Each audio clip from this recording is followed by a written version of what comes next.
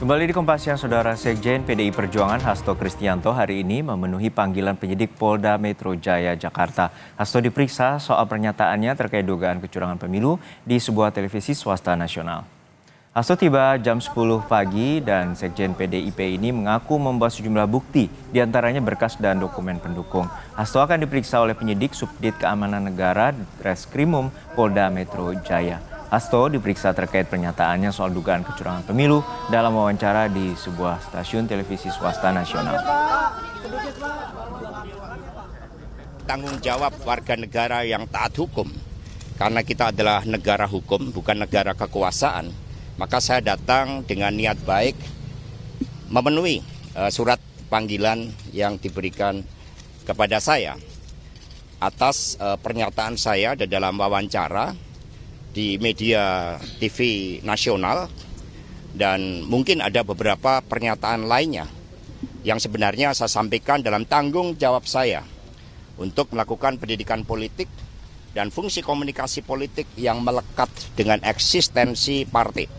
Karena PDI Perjuangan adalah partai yang sah menurut undang-undang, sehingga fungsi-fungsi itu melekat, dan menurut ADART partai juga saya jalankan untuk menyatakan hal-hal yang terkait dengan sikap politik partai.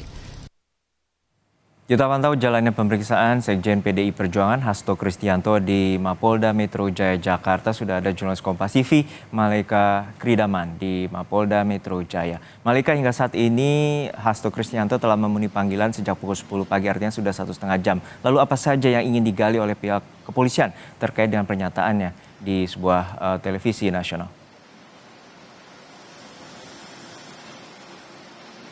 Ya, saat ini kami belum mendapatkan hal ataupun motif utama terkait pemanggilan Sekjen PDI Perjuangan Hasto Kristianto oleh penyidik Polda Metro Jaya terkait pernyataannya soal dugaan kecurangan pemilu 2024 yang dianggap memprovokasi masyarakat dan juga melanggar Undang-Undang Informasi dan Transaksi Elektronik UU ITE. Namun terdapat beberapa dugaan bahwa pemanggilan Hasto hari ini berkaitan dengan pernyataan Hasto dalam sebuah wawancara di salah satu media TV nasional.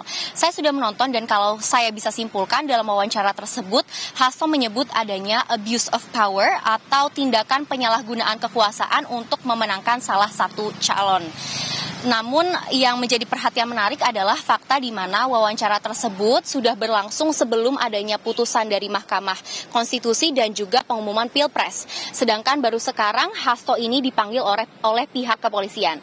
Hasto berdalih apa yang ia sampaikan adalah sebuah komunikasi politik di mana sebagai seorang politisi dan juga Sekjen PDI Perjuangan, ia hanya berupaya mengkritisi apa yang ia lihat kurang sejalan dengan demokrasi. Hasto hari ini memenuhi panggilan penyidik kepolisian, memberikan pernyataan terkait dugaan tindak pidana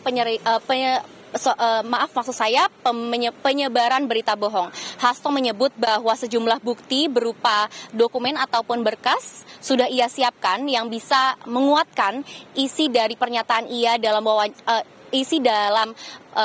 wawancaranya. Kala itu Hasto sudah tiba dari pukul 10 dan sudah sekitar 1,5 jam diperiksa, dan sampai saat ini masih berlangsung pemeriksaan. Kami masih menunggu beberapa poin menarik seperti siapa pelapornya, kenapa baru sekarang diperiksa, serta menunggu pernyataan resmi dari pihak polisi apakah hanya Hasto yang diperiksa atau akan ada pihak-pihak lain. Juno.